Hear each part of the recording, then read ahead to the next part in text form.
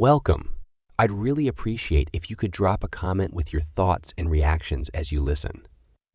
Your feedback helps me craft better stories for you. Edward Trovias stared intently at his computer screen, his eyes straining in the blue glow. Streams of code scrolled by as he worked his hacking magic, burrowing deeper into the company servers. After months of planning and bypassing security measures, he had finally infiltrated the coveted files. Financial projections for the next quarter stretched before him, along with private notes detailing strategic partnerships and acquisition targets. A rush of adrenaline surged through Edward's body. This was the biggest score yet, information that could net him 6 figures on the darknet markets. All he needed to do was siphon the data without leaving tracks. His custom hacking tools went to work scrubbing logs and covering digital footprints. Soon, the documents were copied and stored securely in the blockchain. His anonymity was assured. With the job done, Edward logged off and leaned back in his chair with a satisfied sigh. This would be his ticket out. Enough money to quit this soul-sucking tech job and disappear for good. No more being bossed around or scraping by paycheck to paycheck. Freedom was finally within reach. But first, he had to sell the goods. Edward booted up his anonymizing VPN and logged onto the darknet marketplace, frequented by wealthy day traders. There, operating under the pseudonym Trovias, he posted the purloined files with a hefty price tag, 100 Bitcoin worth over $1 million at today's rates. The information was that valuable, and some rich investor would pay anything for an edge. It didn't take long before he received a notification of interest. A message popped up from a user called Big Money Mike, asking to negotiate terms. Edward smiled.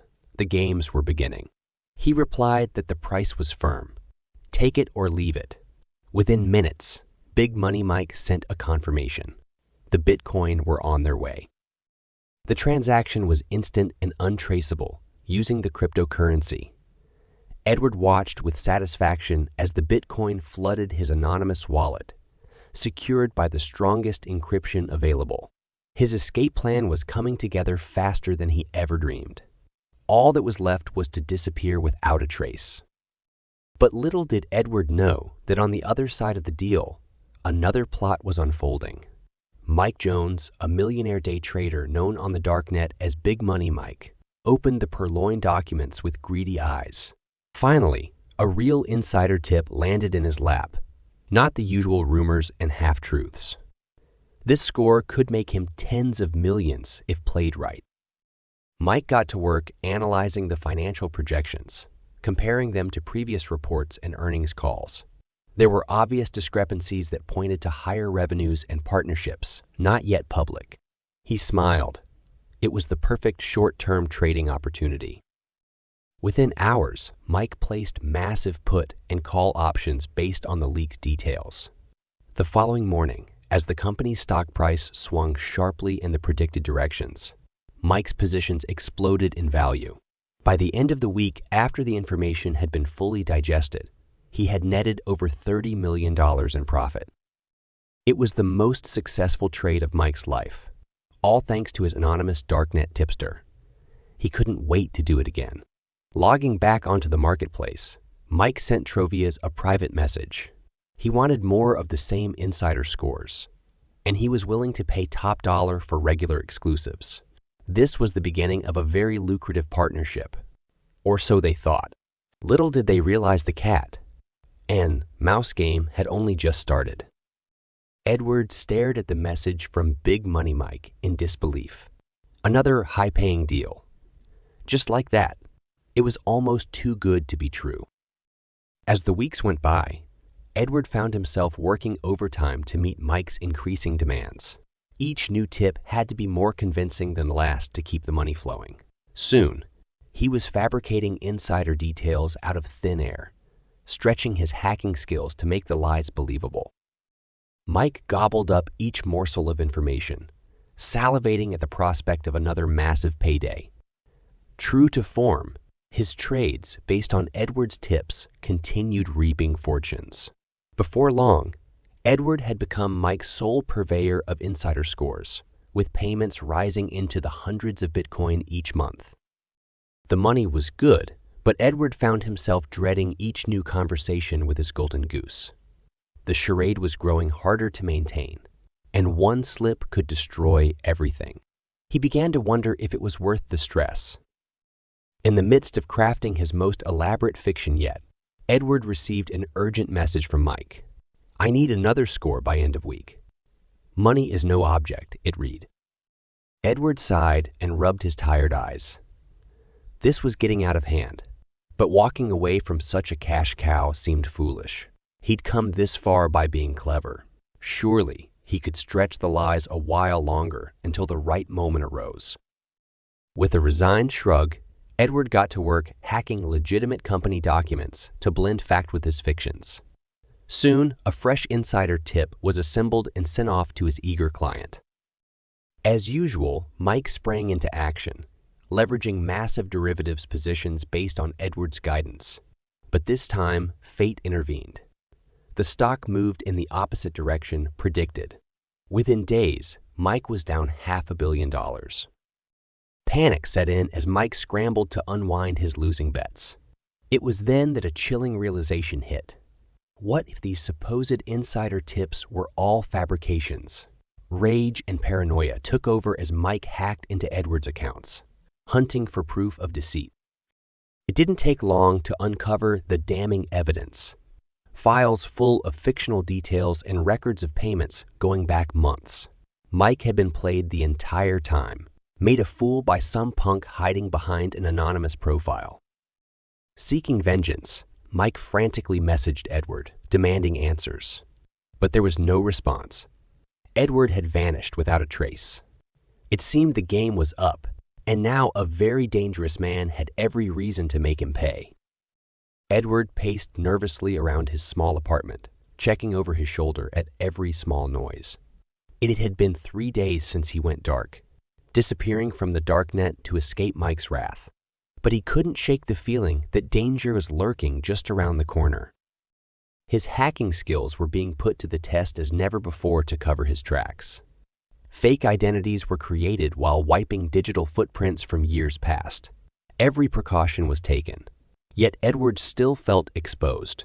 There was no telling what Mike was capable of in his rage, fueled mania.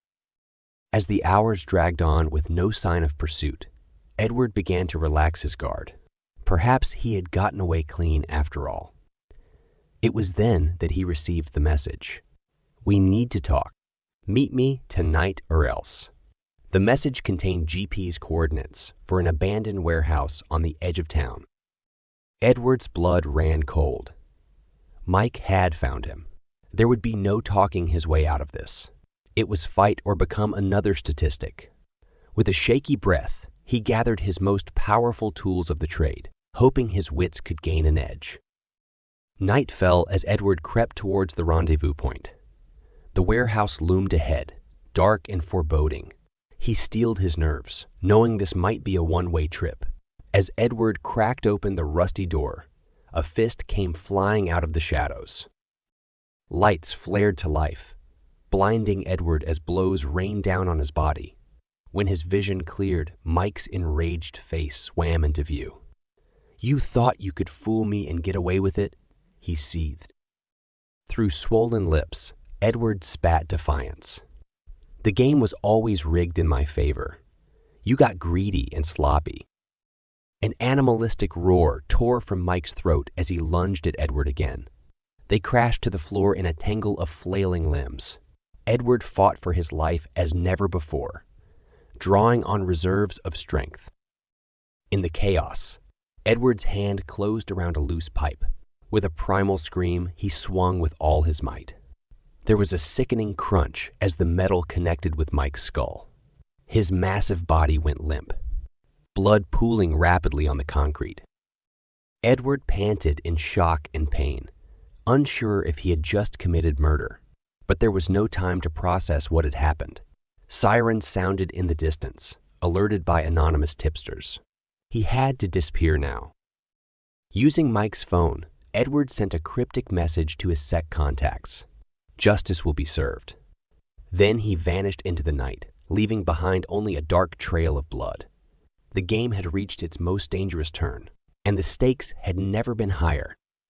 The manhunt was on. Edward moved like a ghost through the city's darkened streets, constantly glancing over his shoulder. Every siren made his heart leap into his throat. He couldn't stop now. It was do or die. Using hacked traffic cameras and phone signals, Edward tracked the authorities' movements, staying one step ahead of the net, closing in. It was his only chance, relying on the very skills that got him into this mess to escape. But he was growing tired and careless. At a busy intersection, Edward made eye contact with a police officer in a passing cruiser. Recognition flashed across the man's face, and he slammed the car into reverse. Tires squealed as the pursuit vehicle gave chase. Edward sprinted down alleys and vaulted fences with the cop hot on his trail. His technical skills were useless now. It was a test of pure physical endurance. As he turned a corner, a dark SUV screeched around the bend, cutting off his escape. Men in plain clothes emerged, weapons drawn. FBI, put your hands in the air, now. They had been lying in wait, anticipating his route. Edward skidded to a halt, raising his hands in defeat. It was over. But as the agents moved to apprehend him, gunfire erupted from a nearby rooftop. The agents dove for cover as bullets rained down on their position. When the shooting stopped, a lone figure emerged from the shadows. Mike, alive but gravely injured. He staggered towards Edward, hatred and madness in his eyes. "I'm not done with you yet," he growled through bloody teeth. Before the stunned agents could react, Mike grabbed Edward and dragged him off into the night. Their confrontation was far from over. The two men crashed through backyards and alleys as Mike forced Edward at gunpoint towards some unknown destination. Blood loss was taking its toll, but his grip on sanity and the weapon remained tight. As they neared an abandoned factory on the outskirts of town, Edward saw his chance. With lightning reflexes, he grabbed Mike's wrist and twisted, hearing the gun clatter away into the darkness. They collapsed in a frenzied brawl, unleashing all the pent-up rage and vengeance. Mike was bigger, but Edward fought like a cornered, desperate animal. His hacking skills translated into physical combat as he found pressure points and exploited weaknesses. Slowly, he gained the upper hand, finally pinning Mike beneath him. They were both battered and bleeding, gasping for breath. For a long moment, only the sounds of their labored breathing could be heard. Then Edward slowly tightened his grip around Mike's throat, rage and self-preservation taking over. The game would end here. Edward stared down at Mike's lifeless body, his hands still clenched around the bruised throat. He'd crossed a line from which there was no return. Murderer. The word echoed in his mind, filling him with numb disbelief. Sirens wailed in the distance, growing closer by the second. Edward knew he had mere moments before the authorities swarmed the scene. On unsteady legs, he rose to flee, but froze at the sound of a click behind his head. "Don't move," a stern voice ordered. Edward slowly raised his hands in surrender as FBI agents emerged from the shadows. Guns trained. It was over at last. As Edward was led away in cuffs, Agent Roberts studied him with a curious eye. "You're more trouble than you're worth, kid. Why not make a deal and help us dismantle the darknet operations for good?" Weeks later, Edward found himself deep undercover, using his technical skills to infiltrate the highest levels of the criminal underground. It was a gamble that paid off as key players were brought down one by one. 2 years passed in the blink of an eye. Edward had built a new identity as an elite cyber operative working for the FBI, but the ghosts of his past refused to fade. In a quiet moment, Agent Roberts approached. "It's time to come in. You've served your country well." Edward nodded, feeling both relief and trepidation. As he walked out into the sunlight, a figure emerged from the shadows. His sec contact, Amanda. "I've been following your case. Impressive work. How do you feel about a fresh start somewhere you can really make a difference? She extended a hand. Edward paused, then took it with a small smile. A new chapter was beginning. Back in the city, the ripples of Edward and Mike's criminal saga could still be felt. Their shadowy dealings exposed deeper corruption that continued rocking the business world. But in the end, justice had been served, and two souls found redemption in their own way. The game was over at last. Detective Lucas sighed as he surveyed the gruesome crime scene. The young woman's mangled body was arranged in a bizarre, ritualistic pose, her blood used to draw occult symbols on the floor. His partner officer Wilson retched in the corner.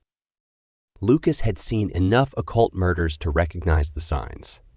This was no ordinary killer. These symbols were drawn with intent.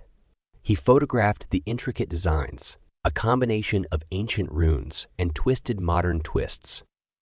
Back at the station, Lucas uploaded the photos to his network of fellow occult investigators.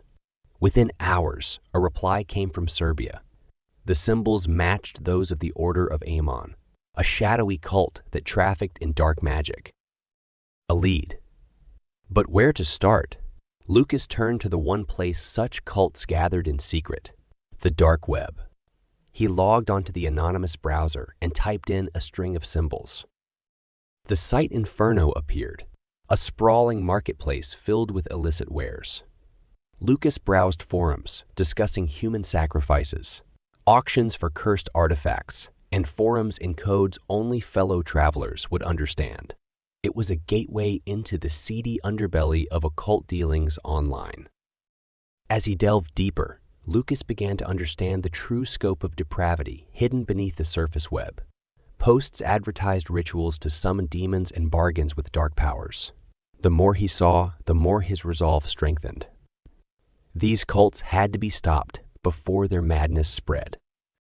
A new post in the most secretive forum caught his eye. Plans were underway for a major summoning that very night, under the full moon. Clues in the cryptic wording seemed to match details of the murder. Lucas replied with subtle questions, posing as a prospective member.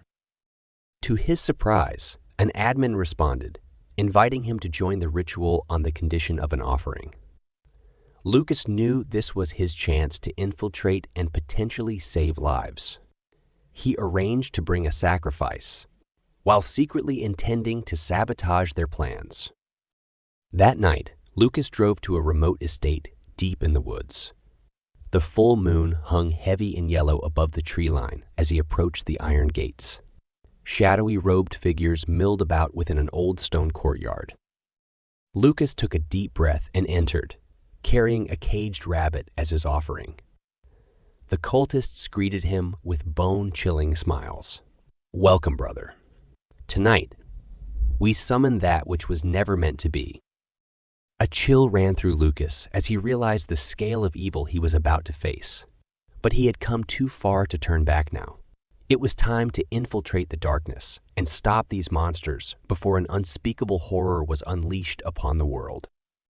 The cultists led Lucas down a moss-covered staircase into a damp underground chamber. Dozens of robed figures chanted ominously as an emaciated man carved runes into the dirt floor with a bone knife. At the center, a young woman was bound spread, eagle upon a stone altar. Lucas's blood ran cold. It was a replica of the first victim's pose. These monsters would stop at nothing in their depraved quest for power. As the moon rose to its zenith, the leader began an incantation in guttural Latin. The air thickened with malice as invisible walls seemed to peel away. A wave of nausea overwhelmed Lucas. With a thunderous crack, a towering shadow emerged. Two blazing red eyes peered from the abyss, regarding the cultists with cold malice. A demon had answered their call. Chaos erupted as the beast lashed out, flinging cultists aside with casual cruelty. Their leader cowered, losing control of the entity they had foolishly summoned. Lucas sprang into action, reciting an exorcism verse to bind the demon. It roared in fury, turning its attention to the true threat. They circled one another warily. The demon lunged, swiping with taloned hands. Lucas rolled aside and slashed at it with an iron dagger, blessed with holy oil, buying time. He needed to research its true name and banishment rite. But the chamber was in shambles, ancient tomes scattered and torn. Lucas glimpsed a page beneath the altar. It listed summoning methods for Amon, the demon prince of occult knowledge. Amon toyed with its prey, smashing pillars and hurling fire. Lucas baited it towards the bound woman, then sliced through her bonds at the last second. She fled as Amon stumbled upon the altar. Lucas seized his chance, reciting the demon's secret name with authority. Amon howled, its form rippling as it fought the binding. But Lucas had the upper hand now. He commanded it to return to the netherworld. With an ear-splitting shriek, Amon was dragged back into the void from whence it came. The chamber fell deathly silent, but for Lucas's heaving breaths, he had prevailed, though barely. Sirens wailed in the distance. Lucas had alerted the police before infiltrating. As flashing lights approached, he realized the threat was not yet over. The ritual's taint lingered, and Amon's purpose remained unclear. Had the demon truly been summoned, or did it come of its own accord? Lucas vowed to uncover the truth before the cult's madness could spread and darkness consumed the city. The battle with Amon was won, but the war was far from over. The flickering light above my desk cast strange shadows across the stacks of books and notes surrounding me.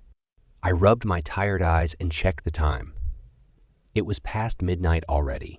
My thesis research was not going as planned, and I was no closer to understanding the true nature of modern witchcraft practices.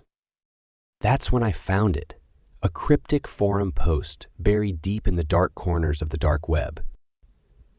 Join us and experience real magic. It read in an elegant script. My curiosity was piqued. I clicked the link and was taken to a minimalist black and white page, the Eclipse. The site was sparsely designed, but exuded an air of mystery. I registered using an anonymous username and began browsing forums discussing obscure rituals, moon phases, and the great powers that could be attained. The members' dialogue hinted at plans far beyond simple spells and divination. Against my better judgment, I decided to request initiation into their inner circle, hoping it would provide the authentic insights I sought. Within hours, I received a private message from the coven's leader, who went only by Eclipse. We have been watching your contributions with interest. If you truly wish to walk the path of night, meet us under the new moon. The appointed night was dark and moonless as I walked to the isolated spot in the woods they had specified. I began having second thoughts as shadows seemed to shift and breathe among the trees. Just as I was about to turn back, 3 robed figures materialized silently from the gloom.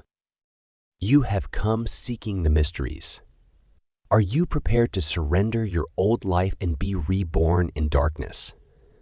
Eclipse's distorted voice echoed eerily, heart pounding. I nodded hesitantly. What had I gotten myself into? They instructed me to remove my clothes and lie in the center of a strange symbol etched in the dirt. Then began an ominous chant in a guttural language I didn't recognize. My body felt like it was being pulled apart molecule by molecule as the ritual crescendoed. Suddenly, a blinding light exploded behind my eyes and I lost consciousness. I awoke just before dawn, shivering in the cold.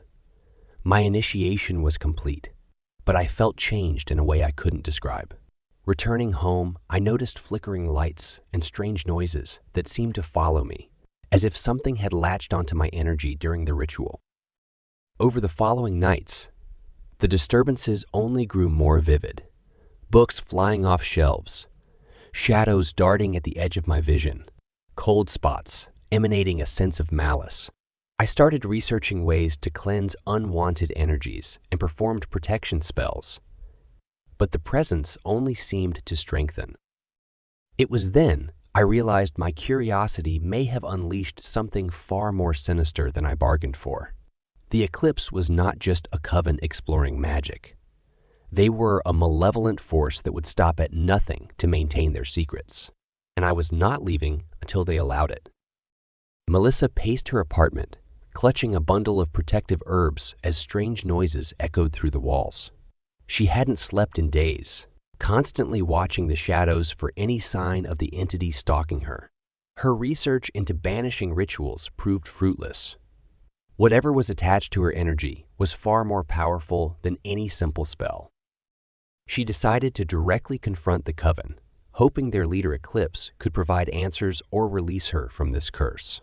After sundown, Melissa drove to the remote spot in the woods where her initiation took place, parking a safe distance away and arming herself with an amethyst crystal, silver dagger, and incantations of power. As she entered the clearing, the three robed figures from that night materialized before her. "You've returned sooner than expected, but it is too late to turn back now." Eclipse's distorted voice echoed ominously through the trees. "Release me from this curse or face the consequences." "I want nothing more to do with your coven," Melissa demanded, gripping the dagger tightly. An unearthly wind picked up, whipping the coven's robes around them. Eclipse let out an unnatural laugh. "You chose this path freely, and now you must see it through to the end. Our powers are beyond your comprehension, little witch. You will serve us until the final moon rises." "I submit to no one. Either free me or feel my wrath," Melissa spat, drawing herself up to full height and channeling all her fear into resolve. She began chanting an incantation to banish their influence, while visualizing a shield of pure white light around her. The coven responded with an incantation of their own, a guttural tongue that sent shivers down her spine. Dark clouds rolled in at unnatural speed, blocking out the moonlight. The trees creaked and groaned as if coming alive with malevolent intent. Melissa refused to back down, strengthening her shield and chanting louder to drown them out. Her crystal glowed fiercely, repelling the shadows, clawing at its barrier. A bolt of lightning struck nearby, momentarily blinding her. When her vision cleared, the coven had vanished. She spun around, senses on high alert, when a bone-chilling voice whispered in her ear, "You have chosen a path of pain, little witch. We will break your spirit before the final moon." Melissa whirled with the dagger, but nothing was there. She was alone in the clearing once more. Shaken but undeterred, she returned home and spent the night performing every protective ritual in her growing grimoire. Come dawn, she collapsed into an exhausted sleep, dreaming of eyes that watched from the darkness. Over the following week, Melissa boarded up her windows and doors, covering every surface in warding sigils. Still, the entity's torments grew more vivid, crashes and screams echoing through the walls, shadows morphing into monstrous forms at the edge of sight. She barely slept, constantly performing spell work in hopes of gaining some advantage. Her research led her to a banishing ritual used against the most powerful demons of the underworld. It required channeling the full light of the sun and moon, at the apex of their combined power. The next full moon was in 3 days' time. Melissa spent the intervening time meditating to raise her inner power and connection to the celestial bodies. As the moon rose on the faded night, she cast a circle beneath its light and began the ritual. Her voice rang out strong and true as light gathered around her in a blinding corona. The entity's torments reached a fever pitch, shaking the very foundations of reality. With a final cry of triumph, Melissa released the gathered power in a shockwave that shook the forest for miles. Silence fell as the light faded. She collapsed, exhausted but victorious. The presence was gone. She had succeeded in banishing the coven's curse. Or so she thought. As the moon set that night, 3 shadowy figures appeared at her window with a message. "This changes nothing. The final moon is coming, and your soul will be ours." Melissa had won a battle, But the war was far from over. The coven's true plans were still unfolding, and they wanted her stopped before she could interfere further. The climactic final confrontation was imminent. Would her magic prove stronger than theirs? Or would the Eclipse succeed in destroying the one person who came too close to exposing their true nature?